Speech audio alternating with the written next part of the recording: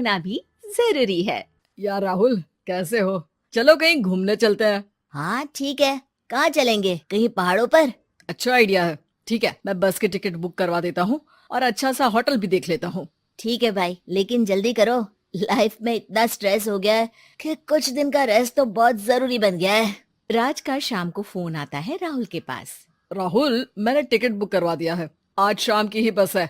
जल्दी से सामान पैक कर लो। ठीक है, सामान तो मैंने पहले ही पैक कर लिया है।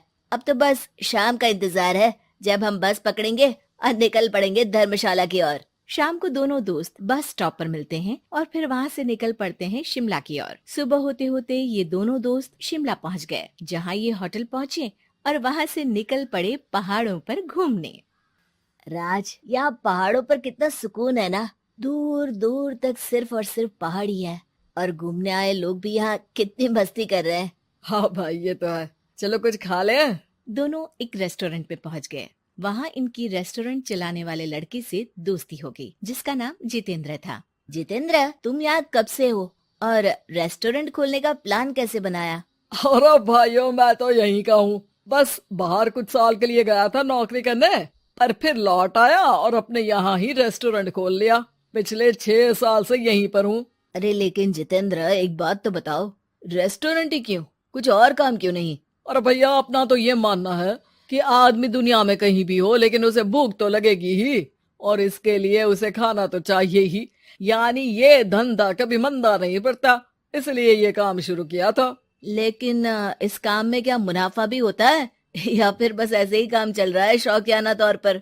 अरे अरे, क्यों नहीं भैया, काम तो हो ही रहा है, और मुनाफा नहीं होता तो ये 10 लोगों का स्टाफ कैसे रख लेता। वैसे आप भी क्यों नहीं इस बिजनेस में हाथ आजमाते हो? हाँ, आइडिया तो अच्छा है, लेकिन हम लोग तो सिर्फ यहाँ घूमने आए हैं और हमारे पास इतने पैसे भी नहीं है। और अब पैसों की चिंता क्यों करते हो? सिर्फ 5 लाख रुपए लगा कर भी आप काम शुरू कर सकते हो। अच्छा, वो कैसे? अरे, आप रेस्टोरेंट में मेरे पार्टनर बन जाइए। जो मुनाफा होगा वो आधा आधा बांट लेंगे।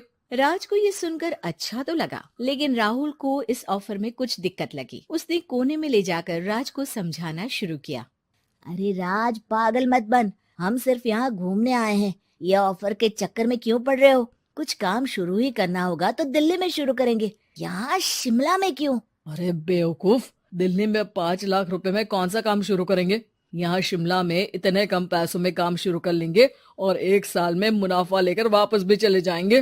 ओहो, अरे भाई, तुम्हें जो करना है करो, लेकिन मैं इस बिजनेस में तुम्हारा साथ नहीं दे सकता। याद रखो, हम यहाँ सिर्फ घूमने आए हैं, कोई बिजनेस करने नहीं।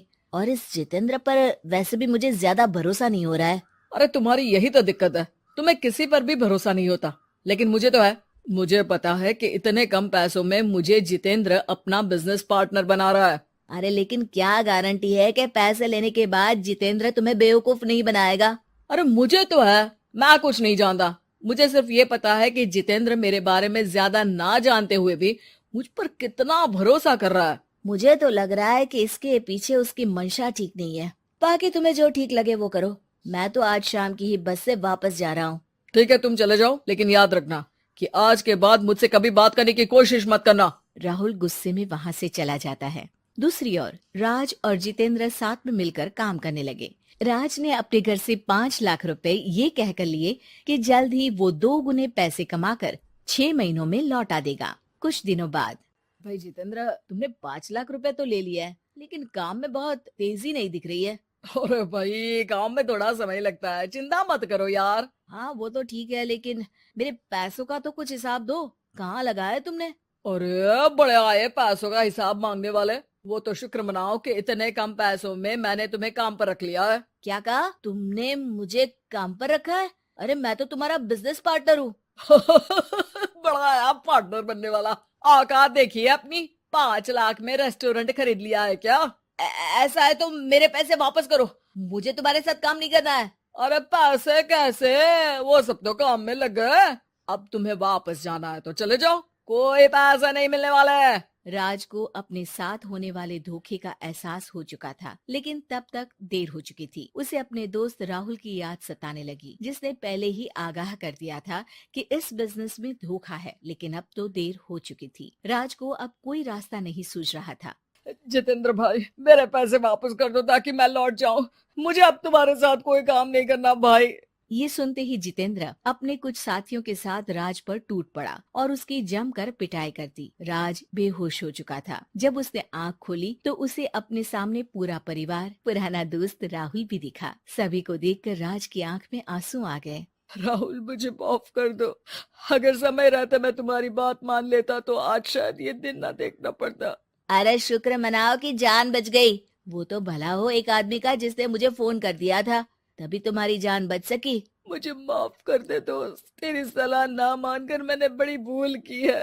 अरे अरे भाई, मेरे हाथ मत जोड़ो। बस ध्यान रखना कि अच्छा दोस्त आपको हमेशा अच्छी सलाह देता है, इसलिए दोस्तों की सलाह पर ध्यान दे।